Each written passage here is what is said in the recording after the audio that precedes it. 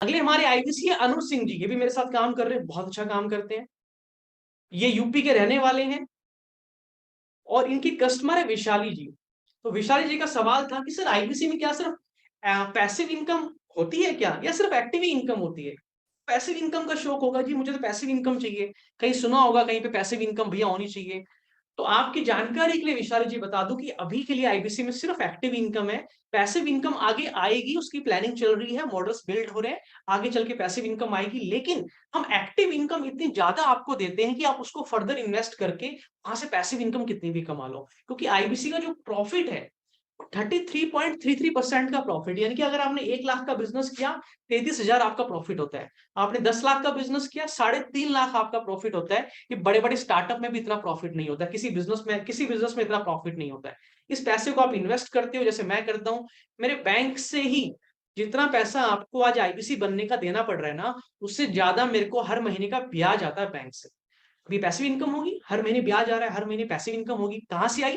Active इतनी दे दी बड़ा business ने, उसको रख दिया बैंक में, वहां से पैसिव आ रही है। स्टॉक मार्केट से पैसिव इनकम आती है।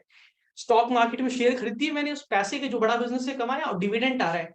डिविडेंड क्या है कि आता रहता है, क्वार्टरली डिविडेंड अपने आप आता है, अपने आप कंपनी। अब मैंने जो टाटा मोटर कंपनी है उसके शेयर खरीद रखे हैं, पतंजलि कंपनी के शेयर खरीद रखे हैं।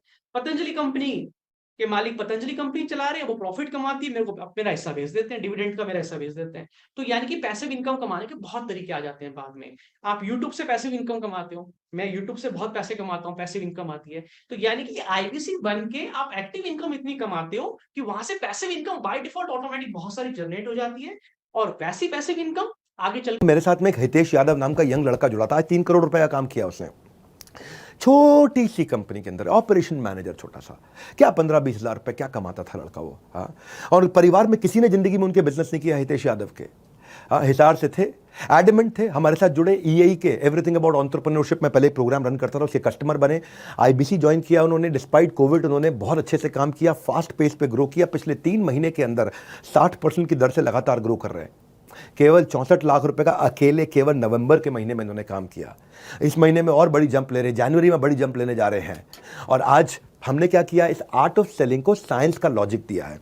मेरे को आर्ट नहीं देनी है आपको, मुझे कला नहीं सिखानी, मुझे विज्ञान सिखाना है आपको। ये विज्ञान क्या है? फूल प्रूफ, इडियट प्रूफ। क्या अर्थ हुआ इसका? मूर्ख भी आएगा वो भी कमा के निकलेगा, इडियट भी आएगा वो भी कमा के निकलेगा, बुद्धिमान आएगा तो कहां से कहां पहुंचेगा। इसको बोलते हैं, अंग्रेजी में कहावत होती है फूल प्रूफ, कि एक फूल भी कर लेगा, मूर्ख भी कर लेगा। इडियट प्रूफ, एक इडियट भी कर लेगा आकर के।